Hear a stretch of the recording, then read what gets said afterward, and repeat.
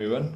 So my current topic is how America's new policies are indirectly affecting as well as the struggle the China is inflicting on itself, and how amid all of this it is opportunities are arising for India. So as the fluctuation in China's demography is has been a topic for a while now, and now its impact on the economy can be clearly seen as China's youth population is falling, as well as the rate at which the marginal rate of China's youth population is falling, whereas the old age population is said to be is increasing, and it is said that by 2035 it is going to be a critical year for the China, as the population will fall at an unprecedented level.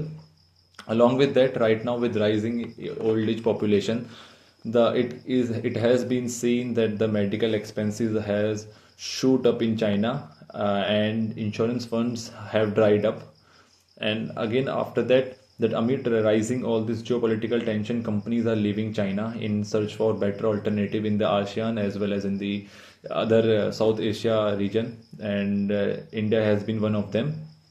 As the exemplary example is the China's iPhone city, which is the Zhengzhou, which is called the iPhone city, as it was first, as it had the biggest manufacturing plant, assembly plant of iPhone, and it was named after it only.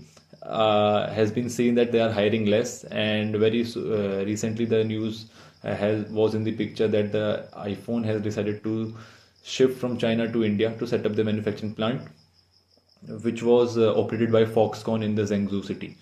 And other than that, China is highly dependent on FDI, and amid this, it has been seen that Japan's investment in China has dropped by 60% in last 10 decades, in last 10 years. And along with that, with 10 to 12 lakh youth get graduating every year, it is getting difficult for the government to employ each and every youth, as not all can be employed in the AI or tech sector, which was recently being displayed as a main hero in the China's economy as well as in the global picture. Example is DeepSeek, whereas not all graduates can be employed in the AI. Not all are qualified enough, because as there are different streams, youth belongs to different streams. Not all can be workable in the AI sector. As a result of that, domestic demand has seen a sharp decline. Along with it, sharp decline in marriage rate as well, and there is no demand for there is no consumption in domestic demand, and there is no income for the youth to spend money on. As along with that, has been a sharp plunge in the marriage rate, and the real estate sector, which moves around 5.6 trillion yuan, is struggling a lot in the current scenario, and is in a great struggle. Infrastructure projects are in halt right now, and there is no demand for new as well as the second hand properties in China. And adding to that, the extra credit also goes to the recent tariffs which has been implemented by US on the steel for about 25%, and this has impacted China to a great extent, because China, being the largest manufacturer and the supplier of steel in the world,